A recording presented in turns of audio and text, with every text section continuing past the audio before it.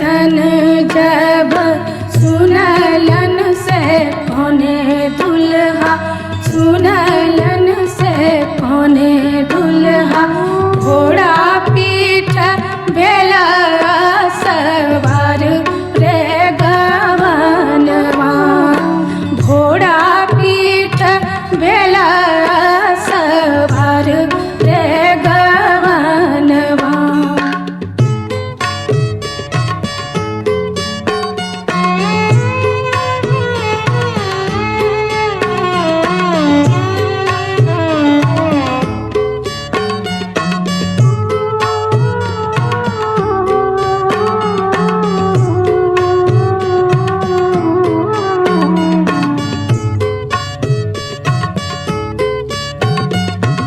घर से बाहर भेली, घर से बाहर भेली, सुहावे से कन्या सुहावे धर लेली, घोड़ा के लगाम रे गवनवा, धर लेली घोड़ा के लगाम रे गवनवा।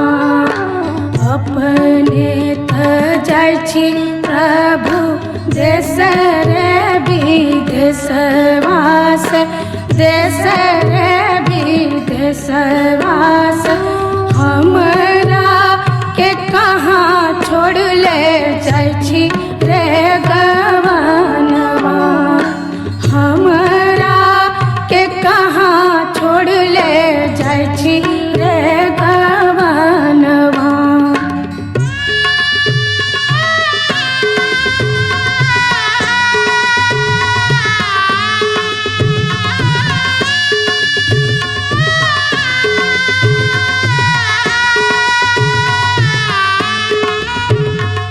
नहिरा में छऊ सुंदर माई बाप भैया से, माई बाप भैया से, ससुरा में छऊ छोटो देवर रे गवनवा, ससुरा में छऊ छोटो देवर रे गवनवा।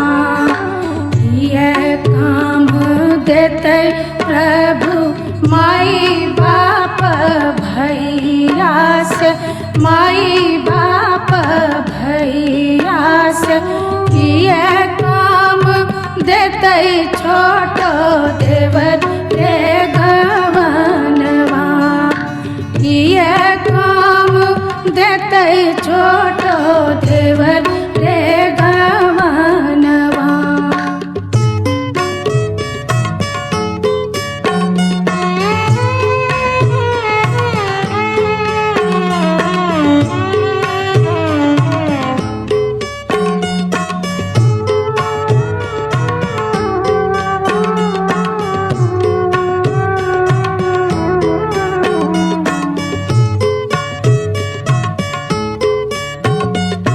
दिवस गमाई ताई माई बाप भैया से, माई बाप भैया से, दिवस गमत छोटो देवर रे गवन